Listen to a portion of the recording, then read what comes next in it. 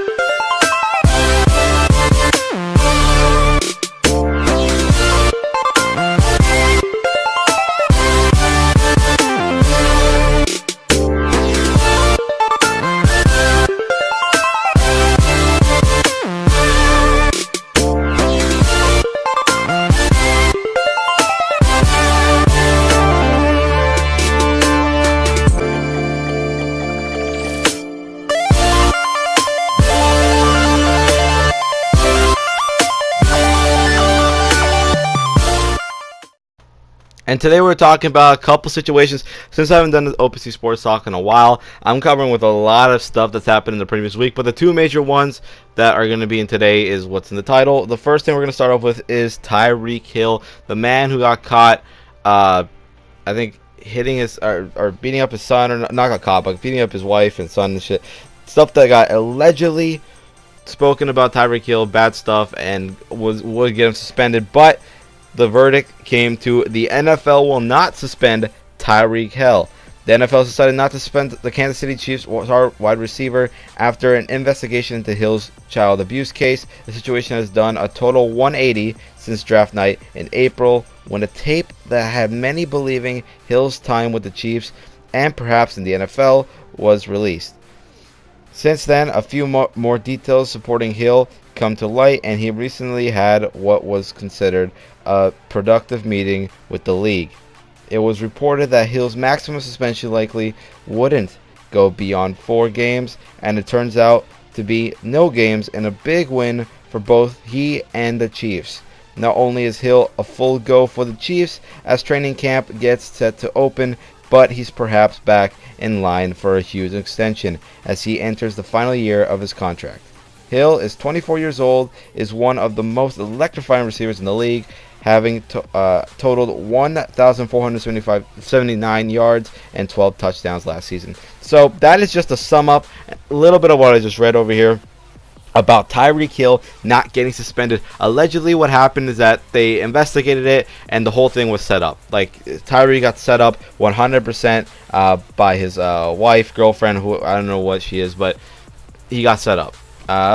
So it just sucks to see a great star like Tyree Hill get set up, but thank God the NFL and thank God the investigation went right for him and he did not get screwed out of it. Instead, everything went well and he is back in full effect. All I'm saying is that Zeke had no proof that he did the thing and he went to 6 games. Okay, I'm still pissed about... Nah, but seriously though, good for Tyreek Hill. I'm glad that shit just did not work out. Excuse my language, but I hate when women or just anybody do this in general to players to try to ruin their career, whether it's out of college, years in the NFL. It's sick. It's so sick. Like, it's disgusting. Not sick as a good thing. Usually I say sick as good, but it's disgusting. Yeah. But this is what Tyreek Hill had to say about the incident. The last few months have been very difficult for me, especially as a father. The false allegation, originally reported in March, were highly publicized and involved the care of my son. I am grateful for so many people who have supported me during this challenging time. I fully respect and accept the NFL's decision. To the NFL Commissioner Goodell and everyone who assisted in this investigation, thank you for your time and for conducting a thorough investigation. I will not let you down. So that's what he had to say. This is what the Chiefs organization basically had to say about Tyreek Hill. Based on the information provided to us by the league, we have decided it is appropriate for Tyreek to return to the team at the start of training camp. We are glad to welcome Tyreek back to the team and look forward to the start of training camp next week. So there you have it. In the end, everything got right. Tyreek Hill didn't get suspended. The whole allegation crap was blown out of the water. So Tyreek Hill, I'm glad you didn't get screwed out of your job, didn't get screwed out of the NFL, because he is one of the best receivers in the league today. and he's so fun to watch. Like if your team's not playing, or you're just, if you see Kansas City's on, you just watch the Kansas City game for Tyreek Hill is one of the major reasons you watch that game. Anyways, good job for Tyreek Hill, and I'm happy for him. In other news, that we had so much to go through. Darren Sproles, the running back, is going to re-sign with the Philadelphia Eagles. The Eagles have re-signed running back Darren Sproles, according to reports. The 36, yes, he's 36, man. This guy's old. He's almost getting up to Brady age, man. As a running back, which is very impressive. Very impressive. Credit to him. I don't like the Eagles. I'm a Cowboy fan. We all know this. But I respect and I love Darren Sproles as just a person and just a player. He's played in 9 games over the last 2 seasons. Philadelphia has been running a running back by committee approach for a couple years now, and he's back. So he's going to be playing with Jordan Howard, Wendell Smallwood, Josh Adams, and Corey Clement. So there's a bunch of running backs over there, but Darren Sproles, I think he's going to be. I hope he's the second player to play or second running back down there, because he is so fun to watch. Anyways, that's for that. We have other news. Mark Sanchez, you know what? The butt fumbling quarterback is what he's known for. But the Mark Sanchez era is over. He's retired from the NFL, as it was July 23rd when he did retire. Yeah, so I wish him the best of luck. I think he would make a great coach or a great offensive coordinator or something like that. That's just me. And other news, Bengals signed Tyler Boyd to a contract extension. So the man gets a 4-year, $43 million contract extension. He's 24 years old, and yeah, I hope the best for Tyler Boyd. He's very underrated in my opinion. I think he's a really good player. So yeah. Other news, again, the Dallas Cowboys. This hurts me as a Cowboy fan, because I love this guy, watching him play, and him and Tavon were the funniest on Instagram, if you just saw that. But the Dallas Cowboys released Allen Hurns as July 23rd.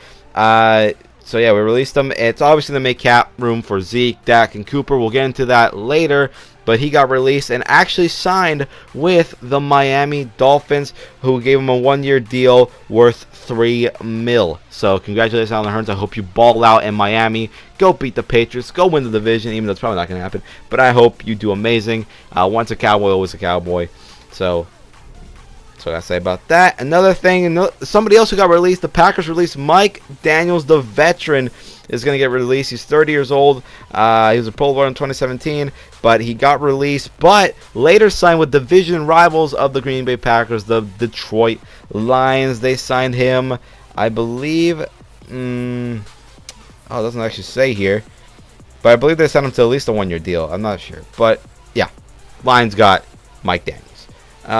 In other news, Taylor Lewan is facing a suspension. The offensive lineman from the Tennessee Titans, he has announced that he is facing a 4-game suspension after testing positive for a drug ban under the performance enhancing substance policy. Lewan said he passed a polygraph test to prove that he did not knowingly take any PED, but the ban is likely to keep one of the Titans' most important offensive pieces off the field for the first 4 games. Lewan has been a Pro Bowler in each of the last 3 seasons and signed a big extension nearly a year ago. So, yeah, Taylor Lewan faces a 4-game suspension, which sucks. He's a great player.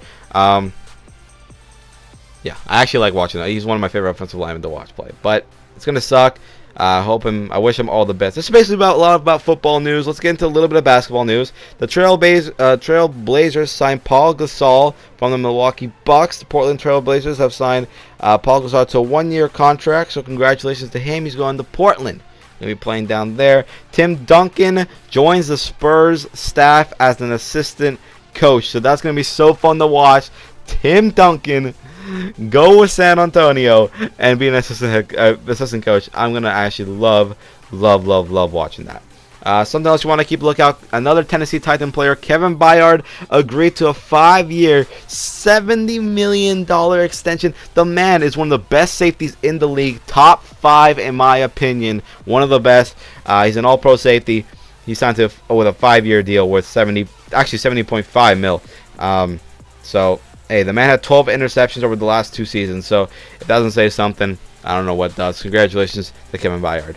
Another thing to look at for the Eagles. The Eagles signed Orlando Scandrick. The man has been on the Cowboys, the Redskins. He went to the Chiefs for a brief second, but then he went going on the Eagles, so he's been on 3 NFC East teams now. They signed him. He's 32 years old, but hey, Eagles do need a little bit of help back there. Orlando Scandrick's career since being a Cowboy has just gone downhill. I hate to say it, but it has. So I wish him all the best in Philly, but at the same time I don't. I hope he's getting burned by Amari Cooper. That's all I'm saying. Some more news. The Cardinals released Robert Nick Imidi. I don't know how to pronounce his name, but he's 24 years old. He was the 28th overall pick of the 2016 draft. Yeah, he fell in the draft because of character concerns, and now the Cardinals are going to release him. So it looks like his career is so far to bust, but he could be picked up and could be moving forward in the right direction. Another thing coming on, Ryan Cahill comes out of retirement. That's right, the former Panthers center has come out of retirement and he's going to sign with the New York Jets. God damn. I've been talking so much. The New York Jets, he's coming out and he's going to be helping block for Le'Veon Bell. So congratulations for him. He's only 33 years old, so he's still got a lot more years of O-lineman to play. I can't wait to see that man come. Actually, I didn't know he retired in the first place, so I'm glad he's coming back out because he was a great player to watch. He's going to be playing for the Jets. Next little update we got here. Theo Riddick, the running back that used to be on the Detroit Lions, has been signed by the Denver Broncos. Going to be playing in the backfield with Joe Flacco. He got signed to a one-year deal, so congratulations to Theo Riddick. He's a fun player to watch. Detroit definitely got a steal with him, and I can't wait to see what he gets to do with the Broncos behind Flacco, because Flacco ain't a running quarterback, so they got to get something to help him run. Theo Riddick's definitely a good, solid player to do that. In other news, back to basketball moves. Draymond Green agrees to a 4-year deal, $100 million extension with the Golden State Warriors. Congratulations to Draymond Green. He's got a huge deal coming up, signing with Golden State once again. Maybe they can get back to the championship. Who knows? More signings that's happened in the last few days. Saints wide receiver Michael Thomas got signed to a mega contract extension. He got a 5-year deal with $100 million. So he actually got more out of it than Draymond Green did, which is big because basketball compared to football is a pretty big difference. Michael Thomas better call up Odell and say thank you, because Odell's the one who made basically all this happen. So congratulations to Michael Thomas. He definitely does deserve it. He's a huge, great receiver, but definitely does deserve it. Speaking about more contract signings, Patriots signed Tom Brady to a contract who people might say is the GOAT of all time. I don't think he's the GOAT. He's definitely the GOAT of this generation, this era. He's definitely the best quarterback in my eyes in today's day with Drew Brees, Rodgers, and those players. But of all time, you got to think of other. Anyways, that's a story for a different time. That's a debate for a different time. But he got signed. He got actually signed to a short-term contract extension. He's 42 years old, so you got to keep that in mind, obviously. But he did get signed. I think he only signed for like 23 mil, 15 mil to 23 million. Or I think he gets a salary of 30 mil and 32 million in 2020 and 2021. So something around there. But the guy is one of the best, and the fact that they don't have to pay that much for him is amazing. I mean, his wife gets more money as well, so yeah, he just wants to win rings, bro, and he's doing it. He's doing it. What can I say? Somebody else got signed to a big contract extension. The Seattle Seahawks signed Bobby Wagner to a 3-year, $54 million contract extension. He's 29, so he's not that old. He's actually got a lot more years left to play. He's got $40.2 million guaranteed in that contract extension. So congratulations to Bobby Wagner, one of the 99 players in today's Madden 20. Madden 20 gameplay gonna drop soon or than later. So actually, I might have dropped some before this OPC Sports Talk comes out, but yeah, right now I'm recording this with a bunch of Madden videos, so just hang out for that. But congratulations to Bobby Wagner. Definitely does deserve it. In other news, Giants receiver. Actually, Giants receivers have been screwed all over. Sterling Shepard, I think, had a fractured thumb or something. And now Golden Tate got suspended 4 games for PEDs with appeal. It sucks because now there's literally... Manning only has Ingram and Barkley, really. Because, like I said, Shepard's out, too, with a fractured thumb. Before we get into the whole... holdout with Ezekiel Elliott and the Dallas Cowboys, we got one more thing to talk about. It's Odell Beckham Jr., ladies and gentlemen. He had some things to get off his chest and say about the New York Giants organization. This came out on July 22nd. Some of you might have already heard about this, but if you didn't, this is what he said. He said, I felt disrespected. Like, after everything I've done for them, this is me being honest. This team has not been good for the last 6 years, and hey, he's got a point. Again, he said, I felt like I was a main reason at keeping that brand alive. They were getting primetime games still as a 5-11 team. Why? Because people want to see the show. You'll want to see me play. That is what Odell Beckham said about the whole thing in New York. Now, I kind of agree with him because he's a major star. The half of the reason why Giants fans went to go see Giants games was to see Odell Beckham. At the same time, they're getting primetime games because they are New York. New York is just a big place. One of the biggest. You got the New York Yankees, the Jets, the Giants. So you got a lot of New York teams, and each team is just, you know, they always get primetime games because they're from New York. The New York Knicks as well. But with all that being cleared out of the water, let's get into, well, Ezekiel Elliott. Let's get into the holdout with the Cowboys and Elliott. Now, Ezekiel Elliott has lately gone to Cabo for training. He didn't go with the team on the private jet flight to the training camp. He went to Cabo. He was supposed to eat. He had until Friday morning to show up to camp. He didn't. He's holding out. He's keeping that holdout intact. He's instead went to Cabo to train again, and people are wondering, how long is this holdout going to last until he gets paid? People are saying he should get paid. People are saying this is stupid. I'm going to give you my reasoning and my take because I am a Dallas Cowboy fan. So, as a Cowboy fan, we got major players to sign. We signed Lawrence, right? We've signed him, so that's good. We have Smith, and we have a lot of defensive players to sign, but I'm talking about the offense right now. We have Elliott, Dak, and Cooper to sign. Dak wants $34 million. Why? I don't know. I don't get it. Yes, I like him. I like Dak Prescott. But for a guy who didn't even make it to the top 100 list, it's kind of hard to ask for $34 million. Zeke is a different story. He made, in the top 100 list, he made number 18. So that's pretty big. And I don't know, man. Dak recently did an interview, and every time he got asked about contract extensions or about Zeke or about anything that he had to take a sip of Gatorade, he took a couple sips. He got asked that question a lot. But you got to wonder who deserves to get paid. Well, Zeke deserves to get paid, but he's got 2 years left on his contract deal. Now, this is what I don't understand. Even if we do pay Ezekiel Elliott, he has to play out those 2 years before that contract gets handed to him. And if he just waits the 2 years, the running back market's going to go up.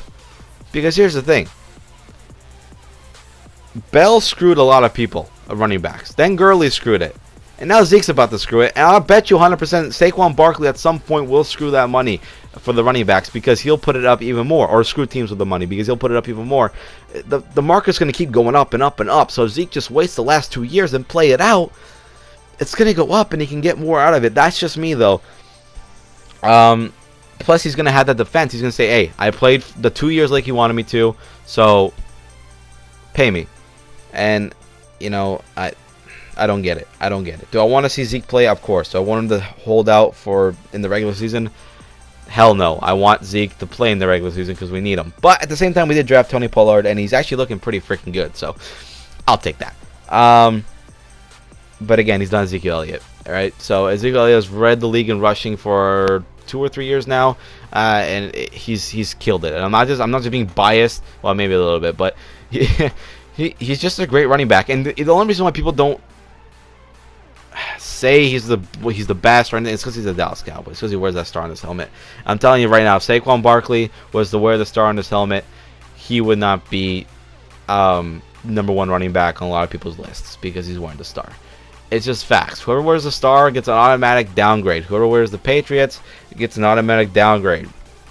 Whoever wears the Yankees gets an automatic downgrade, right? You either love the team or you hate the team. There's some teams like that. The Cowboys are one of them. The Patriots, the Yankees.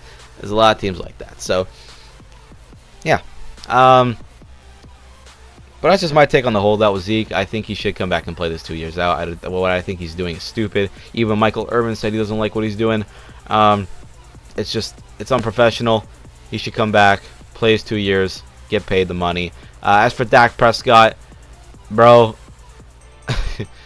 you gotta come down with the price. 34 mil is not gonna happen. I'm telling you that right now. Jaron Jones did recently say that the contract concessions will happen. He quoted, "When have I never got the deal done?" And that's true. He's gotten a bunch of deals done in the past, but this is just ridiculous. The money that these players want. Look, Cooper's the most humble one, the most deserving one of it, because he's not pulling any crap. He's showing up to training camp. He's working his ass off. He played for us for 1 year, killed, dominated. He got like 64 on the list or something like that, at top 100. And people are saying, "Oh, who should get paid first?" You know, in the Dak, Zeke, and Cooper era. And I'm like, well, Cooper, really? Because if you look at it, Zeke's been in trouble a bunch of times. Zeke has gotten in trouble. Like, Zeke is not like a... He's been suspended 6 games, like I said earlier in this video, and he's just not the best at staying out of trouble. Cooper, not just with the Cowboys, but with the Raiders, when has he gotten in trouble? Cooper hasn't, I don't think, gotten once in trouble in the NFL. That's pretty hard to do for a player. And...